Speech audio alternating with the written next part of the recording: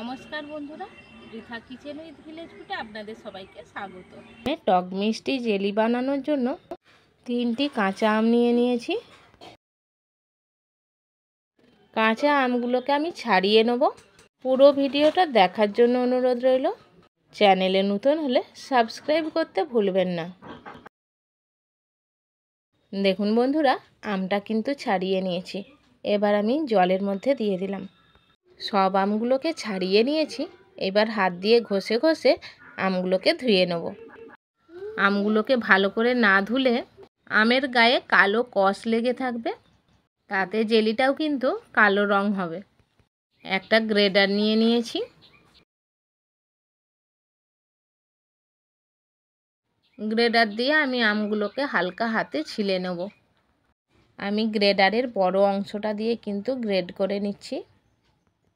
দেখুন বন্ধুরা, সব আমগুলোই কিন্তু গ্রেড করা হয়ে গেছে।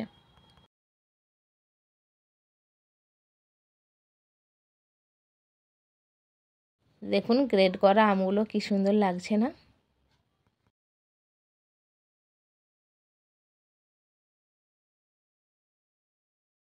নিয়েছি শুকনো লঙ্কা, জিরে, 5 ফোড়ন, মৌরি আর ধনে। এগুলোকে আমি শুকনো খোলায় ভেজে নেব। হালকা আঁচে লাল লাল করে ভেজে নেব। মশলাগুলো ভাজা হয়ে খুব সুন্দর গন্ধ উঠেছে।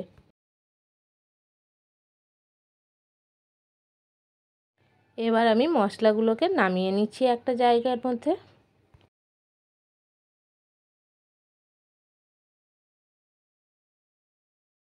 এইবার আমি মশলাগুলোকে গুঁড়ো করে নেব। জেলি বানানোর জন্য কড়াইয়ে সামান্য সরষের তেল দিলাম। 4টে এলাচ দিয়েছি মুখ ফাটিয়ে, একটা শুকনো লঙ্কা, 2টো তেজপাতা। ফোড়নটা থেকে যখন সুন্দর গন্ধ উঠছে, এই অবস্থায় দিয়ে দিলাম সামান্য হলুদের গুঁড়ো। এইবার দিয়ে দিচ্ছি গ্রেড করা আম।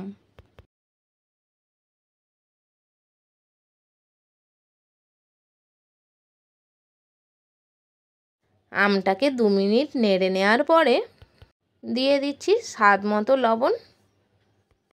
আমের সাথে লবণটাকে ভালো করে মিশিয়ে নেব। দেখুন বন্ধুরা, নুনটা দিয়ে নাড়ার পরে আমটা বেশ সুন্দর নেতিয়ে গেছে। আমটাতে আমি 250 গ্রাম চিনি দিলাম। আমটা কতটা টক সেই বুঝে কিন্তু চিনিটা দিতে হবে। এই সময় কিন্তু খুব বেশি জাল দেওয়া যাবে না। আমটা নাড়তে নাড়তে দেখুন চিনিগুলো একদম গলে গেছে, খুব সুন্দরভাবে ফুটছে। আমের এই জেলিটাকে কিন্তু 6 মাস থেকে 1 বছর সংরক্ষণ করা যেতে পারে। বাড়ির ছোট সদস্য থেকে বড় সদস্য সকলেরই ভীষণ ভালো লাগবে এই জেলিটা।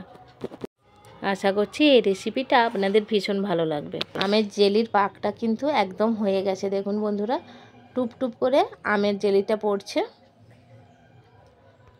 আমার তৈরি কাঁচা আমের জেলির রেসিপিটা যদি আপনাদের ভালো লেগে থাকে, অবশ্যই লাইক করবেন, প্রচুর প্রচুর শেয়ার করবেন, যাতে সমস্ত বন্ধুর মাঝে আমার এই ভিডিওটা পৌঁছাতে পারে।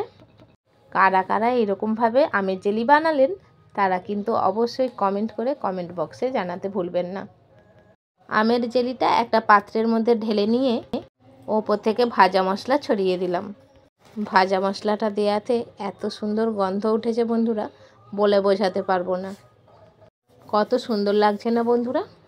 তো বন্ধুরা, দেখা হচ্ছে পরের ভিডিওতে নতুন রেসিপি নিয়ে। আজকের মতো নমস্কার।